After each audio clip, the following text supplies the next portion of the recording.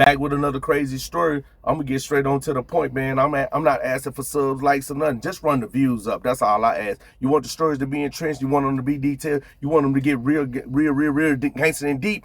Man, run the views up. Run the views up, not the likes. Run the views up.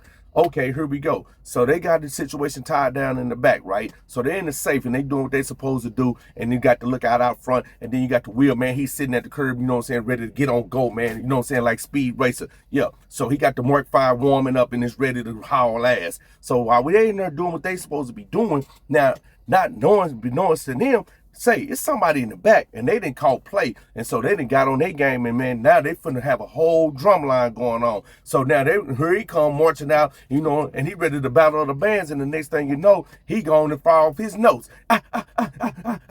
And so they go to back by and firing off notes. I don't know if it's USC versus UCLA. I don't know if it's Prairie View and Grambling. I don't know. I wasn't there. All I know is a lot of percussions going on, and they was just doing what they was doing, and they had to get up out of there like skedaddle real fast. So the next thing I know, they was saying that he said, look, man, I thought the dude was looking out, and he didn't even see the dude come out the back to test their stamina and call this drumline effect. You feel what I'm talking about? So now there's a whole lot of melee going on. It's chaos, everything. People are screaming and hollering, glass is breaking. You know what I'm saying? Percussions is going off. And then so they trying to make their way to the front door so they can get to the Mark V, so they can hit the motherfucking J button so they can jump up out of there. You know what I'm saying? Doom, doom, doom, doom, doom, doom. They out. You know what I'm saying? So now in the process of this, the dude, you know what I'm saying, that called out for the battle of the bands, he done got on, you know what I'm saying, on the reverb. I guess he done got on his bass drum and he coming through beating that boy. You know what I'm saying? So they getting out to the front and pushed through the door. And the homie was like, damn, man, I almost got my whole head knocked off because as soon as I touched the handle, he blew the whole glass out that thing. And I fell out the door, lost the thing. I didn't drop my drumsticks all up under the car. I gotta like try to find my sticks because it's my turn to play, and I'm supposed to be coming in at a certain point of the music, right? So he couldn't get his drumsticks up together. So the other homie is skedaddling on over to the Mark V, and the Mark V is revving and waiting on them, and he waving them in. You know what I'm saying? Like a traffic controller, man, an air traffic controller, like from the land of 747. You know what I'm saying? At the LAX. So boom, here they come. They get in the vehicle, and the homie's like, man, I dropped my drumsticks, man, whoop, whoop, whoop. And so the homie say, look, man, dude, don't even worry about it. I'm gonna wheel the Mark V around. We're gonna get right back at it. So they wheel the Mark V up into the parking lot.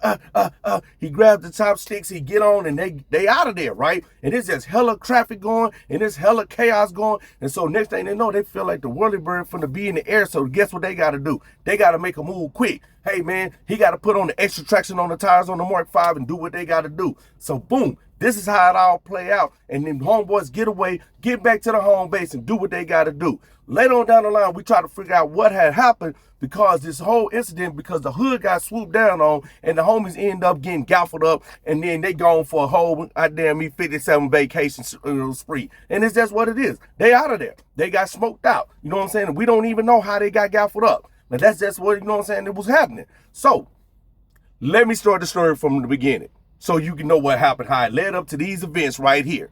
So the homies had a play. They knew some female that worked at a situation, and she knew there was some safe, and she wanted a part of the cut because she say every this day and that other is always cracking. So y'all can pull up. I'm going to play victim. I'm going to put you on the game, but I want my cut. So in the process of all this, right, the homie had another homie. You know what I'm saying? And this homie, you know what I'm saying, bring a homie because there was everybody fractionally based on what their skill base was. We ain't gonna just be on the same thing because, you know, we from the hood. I'm gonna just take some homies from the hood. No, we got to get skilled professionals to occupy the positions in order to make this go down right? So that's what they did. Well, that's what the homie did. So he hired outside help. He contracted. So bam, they set it up and they go. So the whole conversation was, hey man, I just want X amount of dollars and I want to play this. And then when you all go down, I'll fake out and tell them this, and that and shake y'all loose. You feel what I'm saying? Then we could double back again because I know another location that they hit licks on. And so they got like 5 locations. I'm going to put you on all 5 of them and we liable to get a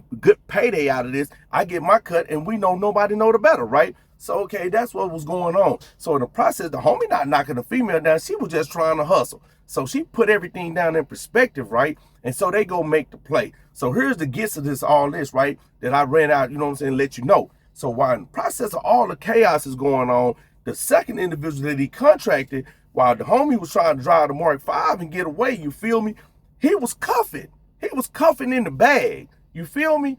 He was cuffing in the bag. The play didn't go right because the third party didn't hold his end of the bargain up, and he let the dude come out the back and they start playing percussions, and they had to do a drumline fight. So at the end of the day, man, I don't know if they was making a movie out there. So he probably seen Nick Cannon doing some slick stuff, and he felt like it was just obvious he wanted to put a bandana on and go beat on his percussions, and whatever, bro. They wasn't ready for this. It wasn't part of the idea or the plan to do a drumline. So as all this transpired and the homie driving the Mark V, he's looking back and wondering, what is this nigga doing? Why do he keep messing with the bag? And then on top of that, I was told, I wasn't there, this is just what I was told, that he was talking about, man, let's pull over, because they didn't got the one time behind them. And the one time is pushing. They ain't pushing P, man, they pushing G. They talking about, man, yeah, you not getting away. You know what I'm talking about? So they was pushing on them. He's in the car hollering, man, throw it all out. Let's throw everything out. Let's get rid of everything.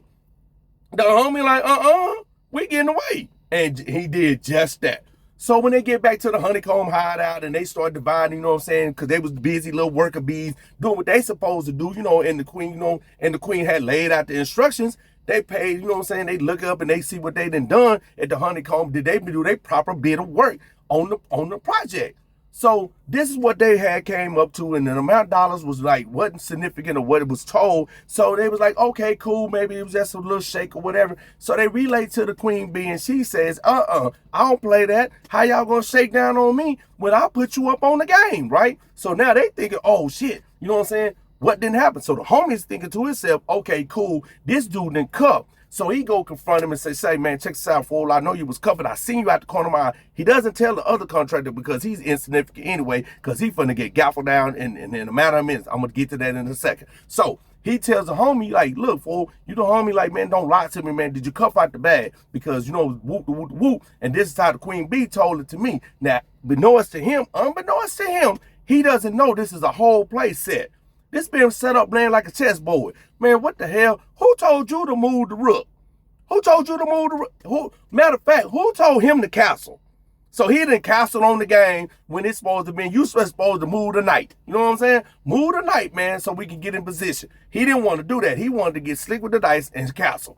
Okay, so now the homie see that he's lying to him, right? So he's like, okay, this is how you gonna play it? Cool, no harm, no foul. So also, while in the process of all this, he's pillow talking. He's pillow talking with his girl, so it gets ugly. It starts getting real ugly, like chitlins. It's chitlin ugly, like nasty. You know what I'm saying? It getting real nasty. And I hate chitlins. And I think the homie hates chitlins too, because watch how this finna play. So he sets up the move, like, okay, dude didn't cuff. So he goes and say, hey, this what I got. This what was there. I ain't faking on you. Queen Bee going ballistic. She talking about, man, I got fingerprints, ID, nigga, last Snicker bar you stole. Boy, y'all got me bent. You better come on with that. So what the homie do, say, man, go back and make the phone calls and like, yo, woo, woo, woo. This is everybody cut on a four-way. So look, man, we're going to have to trip it down, man. So they was like, the one individual that was cuffing was like, cool, I don't even want nothing.